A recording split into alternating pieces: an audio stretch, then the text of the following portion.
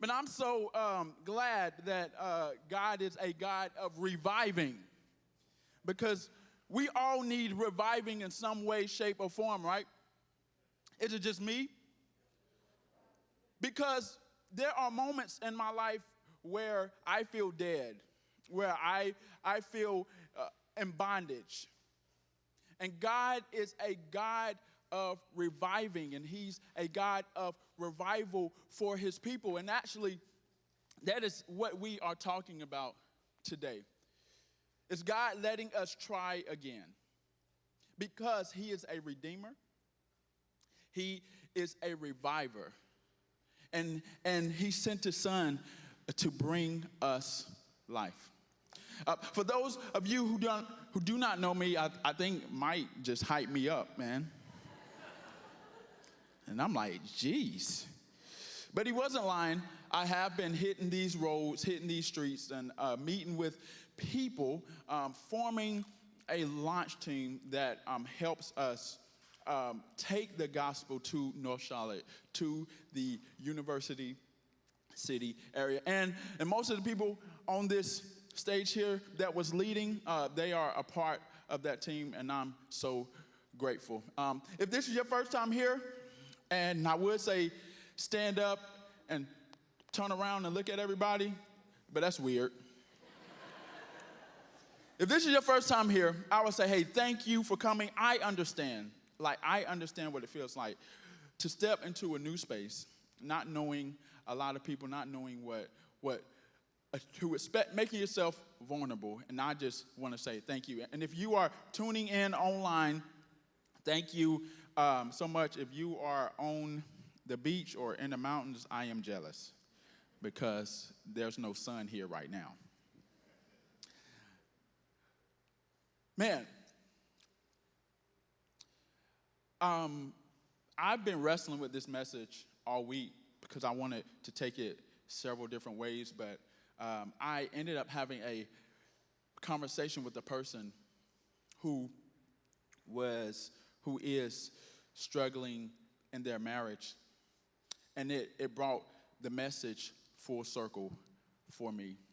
And so this morning, what I want to talk about is attempting again and trying again, and God letting us try again. How many of you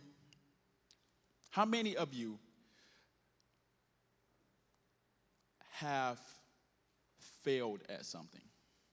And thank you for raising your hand, because I was going to ask you to raise your hand anyway. So I appreciate that.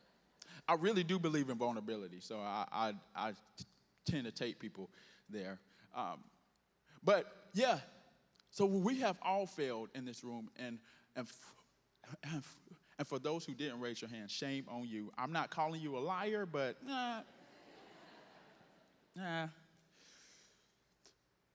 we have all failed, and that failure often feels like a missed opportunity.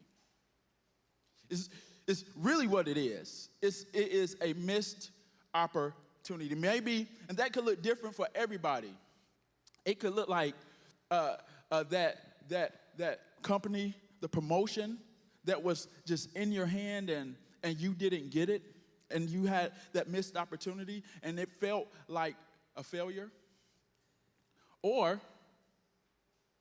you didn't make a basketball team, or a soccer team, or a chess team, if that's a sport.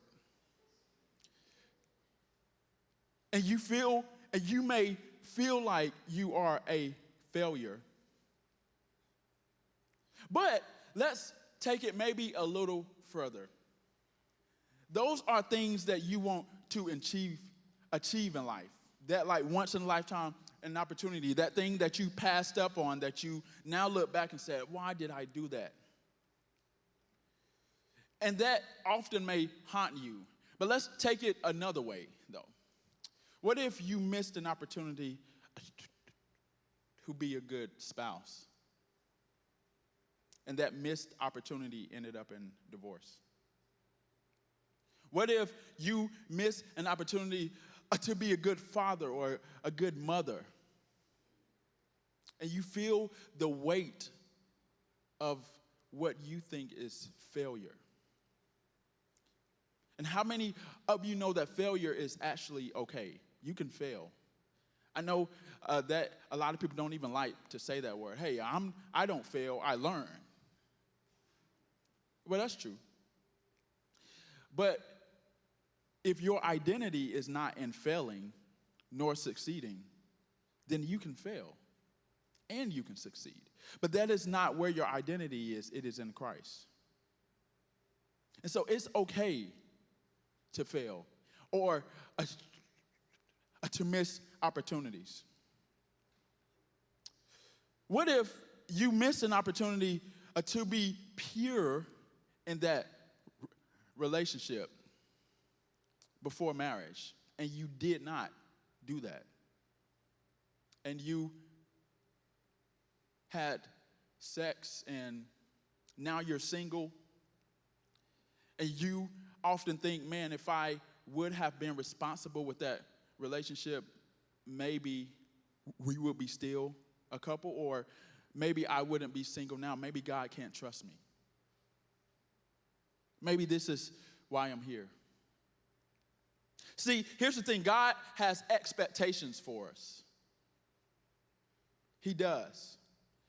And sometimes, I would say for me, a lot of times, I don't meet those. But really what it boils down to is God is always telling us to do something, and we don't do it. That's really what it boils down to. So I have a slight cough, so that's why I have a handheld. Sorry. And I may cough, but I also have some hot honey water up here too that I didn't know it actually worked, but it really works. So here's the thing. I have been there. I have failed. I have regrets. I have missed an opportunity that made me feel like a failure. Here's one of them. Really big on vulnerability. I went to UNC Charlotte in 2005. And I went there simply because I graduated high school. It's the next step, right? Just obvious. It's the next step. So I went there just because. I had no why. I was figuring it out the entire time. And I could never find why I was in college. And at the same time, I was working a really good job. I was actually the youngest manager on the East Coast for UPS. And I was working a really good job, and I was like, hey, maybe this is my why. Maybe I'm already doing it. And so what I did was, after 8 major changes, y'all think I'm exaggerating. I was fishing, man. I was like, good Lord, help me. I started out with engineering because I'm like, there's a lot of money in that. That was the wrong reason to pick a. Now hear me, college students in here. Do not do what I did. And I know the parents are like, please say this. I'm spending too much money. Do not do what I did because I regret it. I did not finish, and it haunted me for years. Years. And I'm going to stop right there with the story. But the problem with me was this, is that I felt like it was over and that God has given up on me in that specific opportunity. In that specific area, God said, hey, you won't get this chance again because you failed. That's what I felt. And maybe you all feel that way this morning. But I come to encourage you that God, because of his kindness, lets us try again. And you may be in an area in your life where you feel like this will never happen again. I'm so lost. I'm so deep in this thing. I'm so far from it that I will never have another chance. But you're asking God, if you give me another chance, please, I will do better. And we find that in the story of Jonah.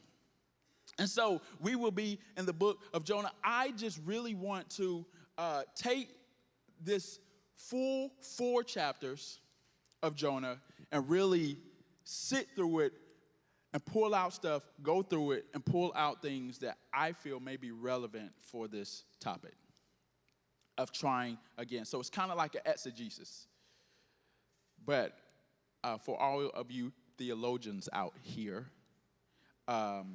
it won't be a really deep one. So just letting you know. But we find this in the story of Jonah. Now, Jonah was one of the minor prophets, and there were major prophets and minor prophets. Jonah was one of the minor prophets. And Jonah ran from God. Jonah failed. Jonah had a missed opportunity. Now, who is Jonah? A lot of us may know who Jonah is. Jonah is this guy who got eaten by a shark because was it shark? No. I think it's a shark. Okay, sorry. Here, my thing is, like, just a shark just sounds more like a movie to me. Jonah was eaten by a shark, chewed up in 1,000 pieces, and came back to life. That's not what happened. Jonah was swallowed up by a fish because God told him to do something that he did not want to do. Now, Jonah, like I said, is a prophet. And a lot of people think that Jonah is a wimp. I think a lot of Christians think Jonah was a wimp. He was a person who was scared, a person who made Christians look bad. But I don't believe that at all. I believe Jonah was imperfect. And I believe God asked Jonah to do the one thing that he didn't want to do, so he ran. There's a Jonah in all of us, right? Jonah, in my opinion, was probably one of the most powerful, most connected people to God. And we will see this as we are going through this story. Like that he was a really good listener, and that he heard God very well. Because Jonah had one job. He was a prophet. He was a messenger. So he had to hear God clearly and go and do those things and spread that message. So he had to hear him very well. If Jonah had a resume, I would say Jonah would be, it would say, born in the 8th or 9th century. It would say that he is a runner. He ran long distance. It would say that he's a prophet, and it would also say that that he did well in telling people that they would be destroyed in love. Like it's like almost like, hey, you didn't know it was coming until it came after he left. It's like, oh man, he was so nice. Oh, he was so kind, man. I love you guys. Y'all will die in 40 days if you don't say sorry to God. But I love you. And maybe people are like, oh, he is so kind. And then he leaves and I'm like, wait, what did he say? Did he say that we was going to die? But that is who Jonah was. Now, I don't know if Jonah was like that. He's like that in my head, you know. But he was a messenger of God. And so if we look at Jonah chapter 1, verse 1, it says this. The word of the Lord came to Jonah, son of Amittai.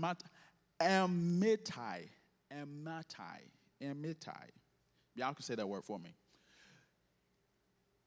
His father, that name means truth. Like his father's name means truth. And that is helpful in this context. God told him to go to the great city of Nineveh and preach against it because their wickedness has come up before me. But Jonah ran away and headed for Tarshish. Now, how many of you have told God no without saying a word? Thank you for raising your hand. I like the people who raise their hands. Like, I've done that. God said, do that. And I'm like, oh, man, I don't know who he's talking to. And I'm going to just go and over here and sip my tea. That's what Jonah did. Jonah just went his own way. He said no without saying a word. See, Jonah was running from God's expectation of him. Jonah ran, but Jonah knew that there is nowhere that he could run that God wouldn't find him. So he didn't really care about the aspect of getting away. He was running from God's expectations of him. We do that all the time. And so Jonah went down to this place called Joppa, found a ship, sailed to Tarshish. Man, I got to say that word slowly.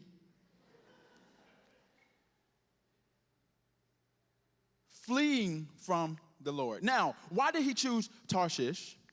Because it was said that they believed that Tarshish, man, they thought it was the end of the earth.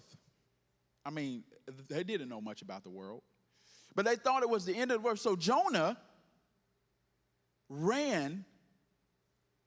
He was running to the ends of the earth. That is his thought process. Now, God has told Jonah he has one job.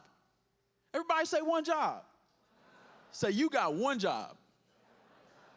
Is to be a messenger. It's not like this was his first time giving messages. This wasn't his first prophet assignment or mission. But he didn't want to do this thing so bad that he went to what he thought the end of the earth. And this is very important. And I just always wondered why. And I think it may be because he had a very difficult job to do. Like, God was asking him to go to a great city of Nineveh and to tell them that they will be destroyed if they don't listen. Now, that's almost like a college campus preacher finding the free speech area. Y'all have seen this. And he's screaming to the top of his lungs, saying, y'all are going to hell if you don't repent and change your ways. And his students are just having fun with him. I used to see it all the time, all 8 years I was in school, for no reason. I used to see it all the time. So this is what God was asking Jonah to do. And so what's funny is Nineveh now is like present-day northern Iraq. So then it becomes personal, right? Because Jonah had a disdain for these people. These people were oppressors. They were atrocious in how they dealt with their enemies. They beheaded, put heads on sticks. They were evil, tyrants, bullies. And actually, as I did research, some say that they were the forerunners of what we call now ISIS. So Jonah wanted them to be guilty and hopeless, but God tells Jonah to go and preach so that they may be saved. And Jonah's like, no, we hate them. I hate them. They don't deserve to be saved. I want them guilty and hopeless. And that's like God telling you, right after 9/11, you volunteered, you saw the horrific sight. You are digging through the rubble. You are finding bodies. You are finding people. You are working hard in the smoke and the dust. And God tells you to go to Iraq to tell them, hey, repent so that you will be saved. Would you do that? They had just killed thousands of your people, our people. This is what God is asking Jonah to do. It wasn't logical to him. Like this doesn't seem right. See, oftentimes we miss opportunities God sends because you can't find the logic in it. Don't miss opportunities God sends because you can't find the logic in it. God is not logical to us. And so, Jonah hops on a boat. He's headed to Tarshish. A violent storm comes. The storm is so strong that it starts breaking up the ship. This is chapter 1, verse 4. Verse 5, all the sailors were afraid and cried out to their own God, throwing down their cargo in the sea. Now, a violent storm comes. See, Jonah ran, but God was in that moment disciplining him for running. See, Hebrews 12 says this: the Lord disciplines the one he loves. Now, I would say this: if you claim to be Christian and you are rebelling against God, and if God isn't coming after you, you must not be his child. If you are his child, God will always come after you. He will discipline you. He will put you in the right place, just like parents do. So during this atrocious storm, Jonah goes below deck and goes to sleep. Now, where have you heard that before? Jesus did that, right? Jonah goes below deck and goes to sleep. Now, this little picture shows who Jonah is. Like, people think that he's weak, that he's a wimp for running. But Jonah is sleeping through a storm that's about to drown them.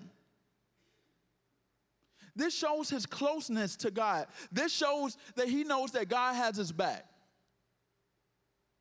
That him and God are very close. And so the captain wakes him up. Hey, how can you sleep? I need you to call on your own God as we are calling on our gods. And maybe your God will save us. Now, and then the sailors had this bright idea that they do oftentimes. Let's see, they cast lots. They are wondering why this is happening, so they do this thing where they cast lots, and lots are more so like modern day dice, right? I think I got some in my pocket here. Yeah, there we go. Like modern day dice. And they cast lots, and whatever it lands on, it helps them tell why this thing is happening. So they were casting lots, wanting to find out why this storm was happening. So and I could see them now. They was like, they got down on one knee. Y'all played dice before, have you? No? Oh, y'all are too saved for dice? Okay. So they're like, snake eyes. And then they look at it, oh yeah, that says Jonah right there. That says Jonah. Yeah, that says Jonah. Who's Jonah? Oh, that's you? That's you? Jonah's like, yeah, bro, it's me. And they say, who are you? Where do you come from? Who's your people? And Jonah says this, verse 9. He answered, I am Hebrew, and I worship the Lord, and the God of heaven who made the sea and dry land. And so the sea was getting rougher. And so they asked, how do we calm this sea? And Jonah just nonchalantly said, just pick me up, throw me in the water. I think it's going to work. They're like, are you serious? Yeah, I mean, like the edge of the boat was not that high. Just like throw me over. And so the men started saying sorry for what they were about to do. They was like, oh, God, we're about to kill this man. God, forgive us.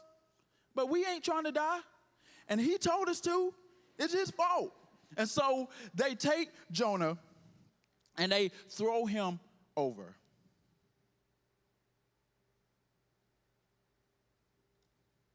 And at the time, verse 16, At this, the men greatly feared God because the seas had calmed immediately. They feared the Lord, and they knew that this God was real and committed their life to him. See, here's the thing, man. God still works even in our rebellion. So you think God's work is contingent upon you, psych. He doesn't need you. He doesn't need me, but he wants us. He wants us to be a part of his work. And then, verse 17, here is what happens. Now the Lord, he provided a huge fish to swallow Jonah, and Jonah was in the belly of the fish for 3 days and 3 nights. Now, I'm going to teach you this new word, parents, that your children may be using if they are in high school. And this word is called cap. Say cap. If you know what this means like you are at capacity. Like you are overselling yourself. You are lying. You are bigging up yourself. So you just call cap. So me, I would say, hey, I can bench 695 pounds. And y'all would say, cap. And really, for a lot of high school students, that's really offensive. I don't know why, but it really is. And so if you think that Jonah being swallowed by a fish is cap, think again. If you would look on the screen here, hopefully it's there. Yes, there was a man last month who was swallowed by a whale. He was lobster diving. And just, I don't know, he said things got dark.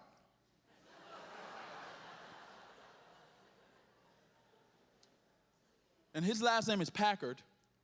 Things got dark, and he said he was getting a massage just all of a sudden.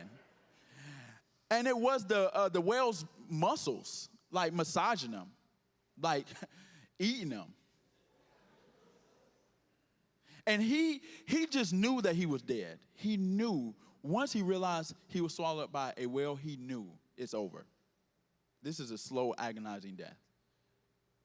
But then he said the whale started shaking his head because he didn't taste good. And he spit him up 30 to 40 seconds later. And he lived to survive. And so this really happened. Actually, before this, 150 years ago, it happened. A man was swallowed up by a whale. And so this is not just a story. This is real life. This is nothing made up. And so he was thrown over the boat. Fish eats him, and he's inside this fish. And in chapter 2, verse 2, he's inside this fish, and he is praying this prayer that's really beautiful. And it says this, and this is a part of it. It says, in my distress, I called to the Lord, and he answered me. From deep in the realm of the dead, I called for help, and you listened to my cry. See, missing an opportunity to be a good spouse, missing an opportunity to treat people well, missing an opportunity to have that thing that God wanted you to have, or missing that opportunity that God told you to do something and you didn't do, it could send you into this deep, dark depth. And you may be there now, where you have messed up, and you are so low. You are in the sea. You are in a well that's in the sea 1,000 feet down, and you are telling God, there is no way that you can hear me down here. I'm so low. And as I was meeting with this gentleman, this is where he was. He had regrets. And now he's in the belly of the fish and said, I don't know what to do. I want my family back. But I missed the opportunity maybe of being a good husband. And I don't know how to get up from here. I am so dark. But here's the good news about that verse. Is that from the deep in the realm of the dead, I called for help, and you listened to my cry. There's no depth that we can go that God can't hear us. And that is good news. And not only does he hear us, he lets us try again because of his kindness. It's not because of our trophies. It's not because we did it right. It's not because of who we are. It's because of whose we are that he lets us try again. Chapter 3, verse 3. And this is where he let Jonah attempt again. Then the word of the Lord came to Jonah a second time. Go to the great city of Nineveh and proclaim to it the message I give you. And guess what Jonah did? He obeyed this time, right? I couldn't imagine if he didn't obey again. I think he would get jumped by a bunch of dolphins, you know.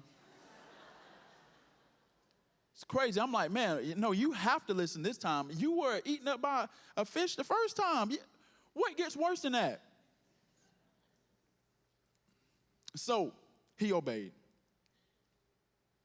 And the thing that I've learned from myself is that God lets us try again when he knows we are ready, not when we feel we're ready. And this is where it sucks.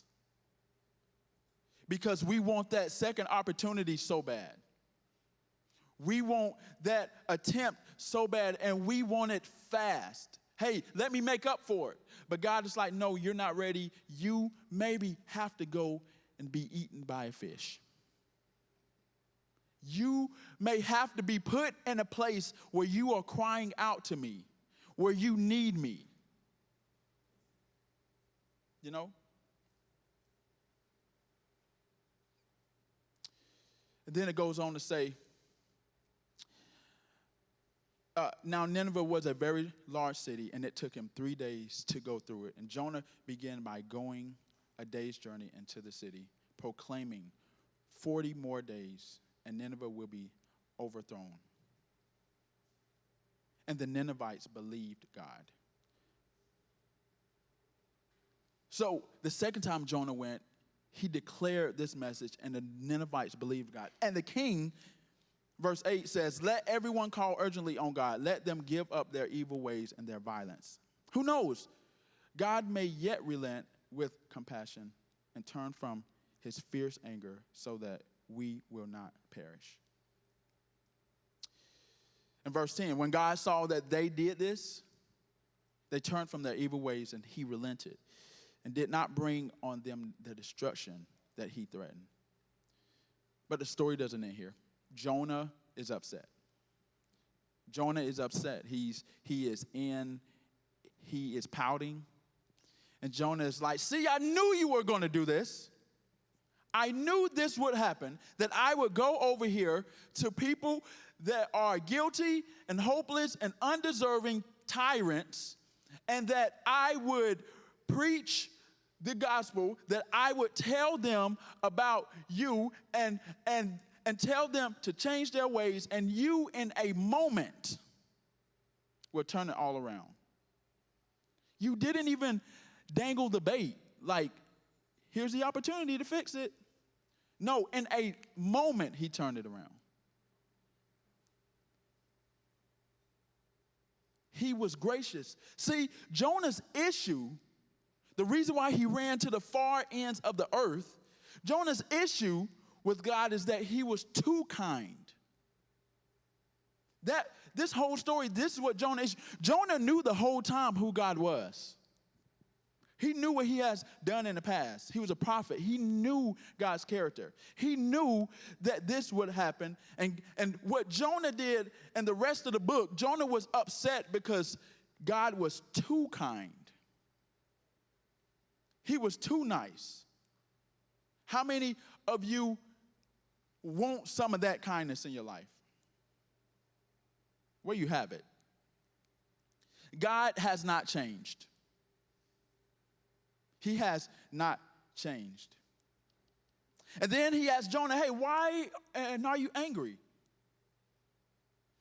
And God then tends to show Jonah that he can do whatever he wants to by using a plant. And he says this, and should I not have concern for the great city of Nineveh, in which there are more than 120,000 people who cannot tell their right hand from their left, and also animals? Like, should I not be this God? Should I not be kind? Should I not give people another chance? Jonah was saying, don't let them try again. And God was like, what? Are you kidding me? This is who I am. I let people try again and again and again and again. And so what does this mean for you, for us? If you don't leave with anything, this is what I want you to leave with. Is that in order for things to change, you have to believe that Jesus exchanges our wrong for his right.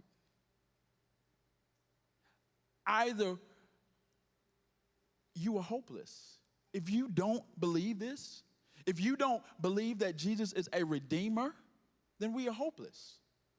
And see, Jesus, he showed this to us. He reconciled the world back to himself by dying on the cross for us.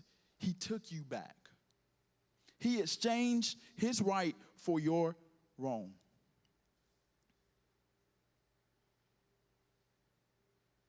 And Jesus actually referenced Jonah in Matthew. He says that Jonah was a great man, but there was one coming, there's one who is here that is greater than Jonah. So if Jonah sacrificed his life, sacrificed his energy, sacrificed his well-being to go and help an entire city be transformed by the love of God, Jesus did that for the world. There are a lot of similarities in this story between Jonah and Jesus. The 3 days and 3 nights in the fish's mouth, and Jesus, the 3 days and 3 nights in the tomb. And when he came out, when he rose, he took on people's guiltiness, and his Father, our God, showed mercy on them. And so here's our shared challenge. Here's our shared challenge. If you have failed, if you have missed an opportunity, if you have missed an opportunity to be a good spouse, a good friend, if you have missed the opportunity to do something that God has called you to do, at least you feel that way, I want you to participate in this challenge. Now, we do shared challenges. It's shared because we all should do it as a challenge because it may take a little bit of risk. But that risk is minimized when we all do it together. And so here's what I need you to do this week. Is whatever that failure is, whatever that missed opportunity is, name it. Just admit it to yourself. And tell someone about that missed opportunity, about that failure. Become vulnerable. Maybe it's in your small groups. Maybe it's with your spouse. Maybe it's with a random person. And then, thirdly, ask God to help you try again. And you have to be careful with this part because we can take things into our own hands. But ask God to let you try again and let him determine what that looks like for you. And that takes trust.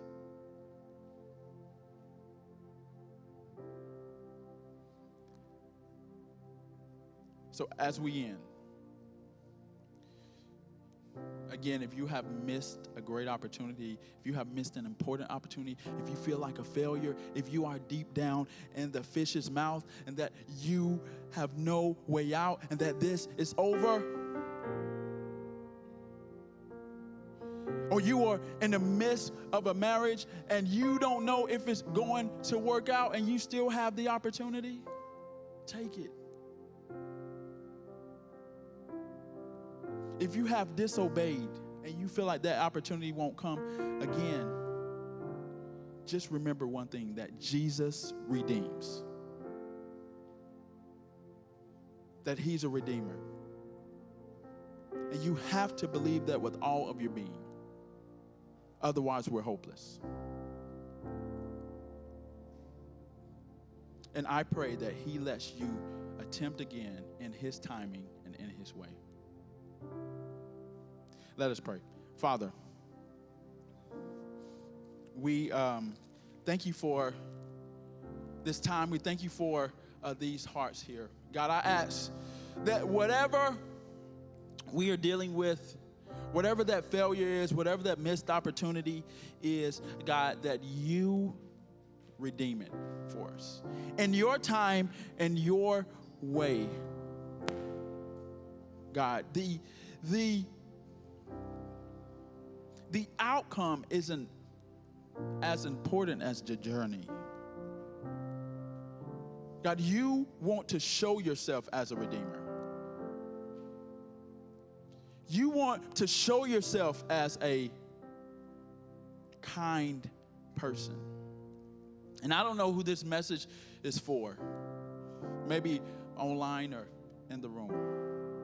But I pray that you take that person's yoke and you give them your yoke because it's easy. And God, we know that we feel that you may be far, but you are close, God. We may be in the belly of the fish, Father, where it is pitch dark. God, where it stinks because of all the fish, you know. We are in the well of the mouth. We are in the mouth of a well that has swallowed us, and we are like, there is no way out of here. I'm not going to leave. But you reminded us, as in the first song, it says, in the darkest night, you will light it up. You will light it up because you revive. And so in this room, that is what I'm praying for right now. And if you all would stand.